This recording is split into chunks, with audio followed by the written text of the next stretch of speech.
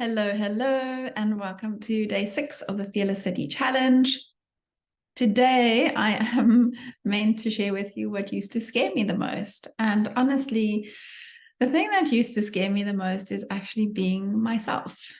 I have been struggling with self-consciousness probably my entire life. It's something that I learned from a very young age to be self-conscious about who I am. And it was interesting when I was really little. So let's say 5 or 6, up to probably around 8 or 9, I used to be very confident. I was always very mature for my age. I was given little kids to help and look after, and everybody always commented on how mature I am. And then something shifted and I became really, really self-conscious. And it became even worse in my teenage years. I went to an art school. I did ballet as one of my specialty fields, and it was a very, very competitive field. There were girls with really beautiful bodies, and I did not have the typical ballet body in every sense of the word, of the meaning or the word. And so I was very self-conscious about whether I was liked or not. And at the same time, things shifted with my relationship with my dad. He didn't know, I guess, how to deal with a teenager. And so there was a little bit of distancing there. So along with this judgment, being in an art school, where most of the kids were pretty weird and different, and me just becoming very conscious of my body and of myself, and since then it never stopped. So then I went into the workforce. I was teased about some parts of my body, specifically my butt. I have a typical Kim Kardashian bum, and yeah, that was something that was made fun of. So I was very, very conscious about that. And then obviously started becoming more and more aware of where I fell short in many different areas. And then as I went through different relationships, romantic relationships, friendships, and I lost those or they didn't work out, then I would look to myself. The fault is in me. I'm not good enough in whatever reason. So in 2017, I started my business. 2016, but it really became active 2017. I started my online business. And one of the hardest things for me to do was to actually go live on camera and do a video. Interestingly enough, in my corporate career, I used to get a lot of speaking opportunities because apparently I'm quite animated when I talk or when I speak. I even went for voice lessons at one stage because I was speaking to quite large crowds of people, and it always energized me. I do love speaking and doing public speaking. If I'm feeling confident on the topic, of course. So it always, my nerves are wrecked before I do it. And yet I do really, really enjoy it. And I remember when I had to do it online, there was this coach I was following, and she invited people to come live into her group. And so I was like, I'm up for everything. I'm in there. I'm going to do it. And I started choking so badly that I had to end the video halfway because my throat just closed up. It was such a stressful experience for me. And subsequently, I've had 1 or 2 presentations where I've been invited to come and speak in large, there's a large audience that was watching. And the same would happen. I would go into these coughing fits, and even in some of my in-person, and now that we've gone online, it's a lot easier. So we can obviously do a different presentation of who we are versus when we go into the real world. So it's even made me even more sort of like, oh, well, I can present a certain picture, which is why today I decided not to do anything special with my hair or with the dressing up. I went hiking this morning, so I'm still in my nice warm jacket, and this is what I looked like. I just tied my hair up in a pony, and this is no makeup, and that's just what it is. This is what I look like naturally, and to say, you know what, I know this is going out into the public space. So I am really happy because of all the work that I've done through the years of getting comfortable with who I am, because I used to resist who I am. I might have shared in one of my previous videos with you that I used to love, and I still do, all these different personality profiling tools to understand how a person works better, to understand myself better. I've always had this drive to understand who I am. Why do I act the way? Why do people act the way they do? What makes people tick? Always been fascinated by the mind. And the one thing that always happened for me was when I did a personality profile and I was classified in one of the boxes, I would always resist it. I would be like, but I'm not this one, I want to be that one, or I feel I've got some of that. So I never really quite felt like I fitted into any of those boxes. Although a big part of it, I think, was firstly, it was conditioning. So I was conditioned to be in a certain way. I was raised in a certain way. I had influences, people, teachers, friends that made me be in a certain way. So I fell into that category. And then also a level of not wanting to accept myself because I didn't feel good enough. So maybe that type is more accepted. So I'll give you an example. In the DISC profile, I'm classified as a C, high C, which is very detailed oriented, planning, organizing, that kind of thing. Where I always thought the eyes are they're the nice people. They like in the color profiling, they're the yellow. So they extrovert and they connect with people and people feel them and they're just such people persons. And I always felt like I'm more of an introvert. I don't connect easily with people. Although I love people, I get along with them and I work with people for a living. It was just like, I'm more the sort of like the detailed introverted type person until I started understanding the difference between extrovert and introvert. It doesn't mean it's the person who's talking a lot and showing up. The extrovert is just where they get their energy from. Introverts can work wonderfully with people, but they need that downtime to recharge and rest and get their energy back because people do drain us. And so I've always wanted to be an I. And the interesting thing with the DISC profile as a side note is like, if you imagine it as four blocks.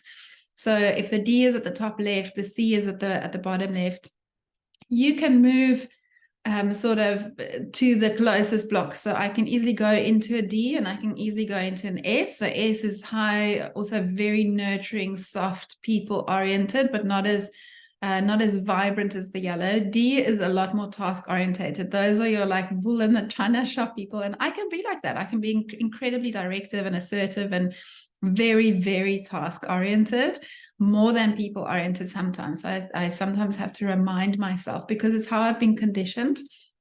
So I'll revert back to task oriented when something needs to get done, if there's things that are on my mind and focused. And I've actually started the deconditioning process of saying, you know what, I'm actually a lot softer than how I was raised. I was raised by a dad who was in the military and very, very strong personality. And I then went into the financial field, which is a very masculine field.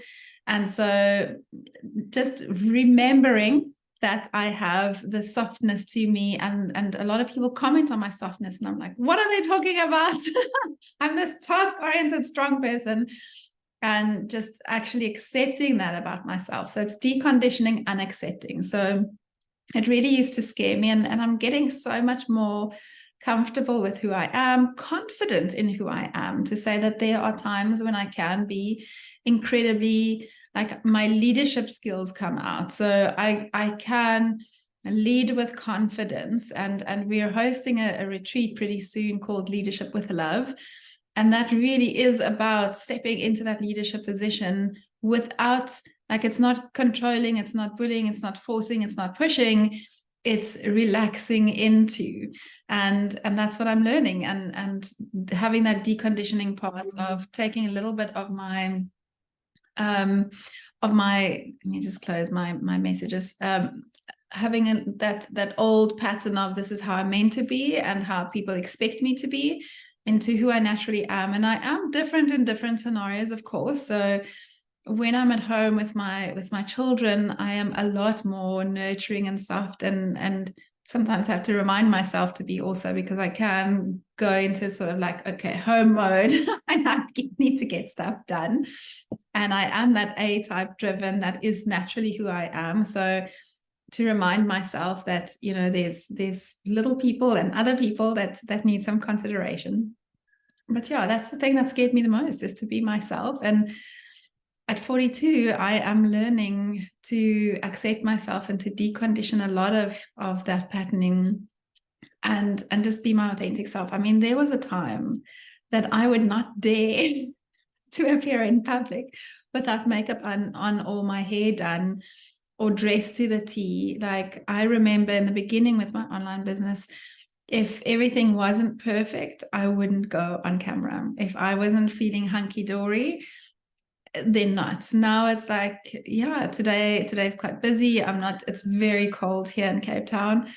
And I'm feeling a little tired. And I was just like, you know what? I'm going to show up for this challenge. This is one of the things that I decided to do. And this whole thing is about being vulnerable and being valuable. So hopefully a bit of my story can inspire you that no matter what you look like, no matter what mood you're in, no matter what lighting you've got, no matter what's happening in your life, you are still valuable as a person. You're worthy simply because you exist, and you have a purpose and a place simply because of who you are. And it's really the work for us is to get to know who we are, to remember who we are, and accept that and be willing to share that with the world, because usually that is somebody really amazing who has an amazing set of skills and gifts and experience and knowledge and heart to share with others, without all those layers of conditioning and protection and things that we wrap ourselves in because of all the stuff that we've experienced in our lives. So whether it be memories or traumas or experiences or simply narratives, like I'm a big I definitely do the narrative thing. For me, especially if we think those thoughts over and over and over, and we tell those stories to ourselves, and then we become that. So I've had a lot of negative narrative throughout the years, like making up stories about why people don't like me, or why I don't fit in, or why they don't get me, or why I'm not as extroverted, or why I get so tired around people, or why I can't stop. I just keep doing stuff. I'm so busy all the time. Why I take on more than I can actually handle. Why I feel I need to prove and perform. And the corporate space, that worked fantastically to perform, because there you get more money, you get a good rating, you get lots of respect and recognition when you perform well. When you work for yourself, like I do, it's the little difference, It's like you could give great service and a client still says no thank you, or doesn't pay you, or doesn't show up. And at the same time, you could get lots of recognition from happy clients if you give good service, but it's not a guarantee. So there's no necessarily cause and effect. So it's not necessarily the harder you work, the more successful you are going to be. That kite has flown right out of the sky. We're no longer in that era where the more you put in, the more you're going to get out.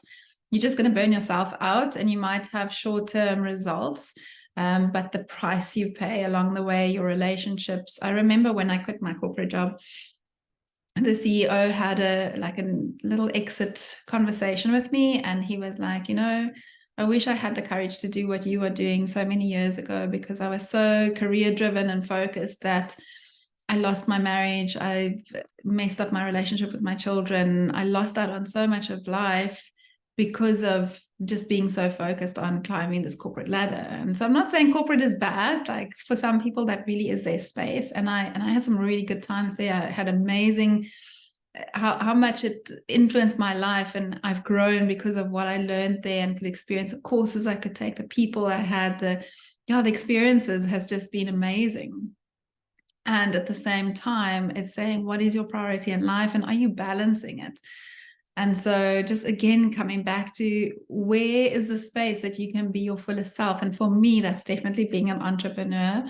I require that freedom and flexibility. I do not do well when I have to clock in and clock out. I don't work on a fixed schedule like that. And I think most women actually don't. We're not really built for the Monday to Friday, 9 to 5 sort of structure. I feel like males have a different sort of circadian rhythm and a different makeup, in like they were the hunters in the old days, so they could do that in a different way, where women work on a different cycle, the way, especially when we become mothers, like we just have a different rhythm to us. We have different hormones, we have different emotions that we deal with, and it's really getting to know all of those unique rhythms and patterns and energy that we deal with, and then added in that mix our own unique personality and design. And that's why I love human design. It's why I went into quantum human design, because it sort of takes a lot of those personality modalities and energy modalities into one and gives us a roadmap to our potential of what we could be like. And I'll pop a link below if you'd like to book a human design reading with me. You're welcome to. It is an amazing session. Human design is just such an amazing body of self-knowledge where we get to know our potential, our lessons, our purpose, the way we communicate with the world, or what we are meant to communicate with the world, how we are meant to make money, so many things, what lessons we are here to learn in this lifetime. It's a great springboard. And I had a conversation with a client this morning.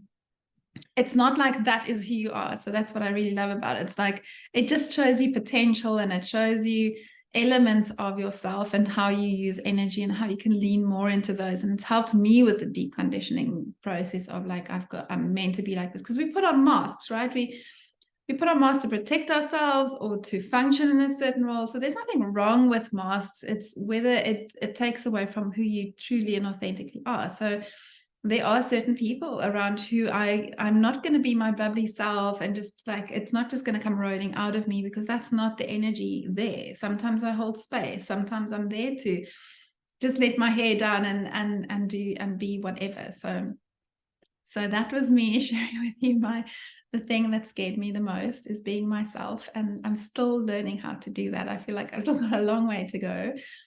And I feel like I've also made a lot of progress up to now. And thank you for following along on my journey and sharing with me. And I look forward to continuing this journey with you.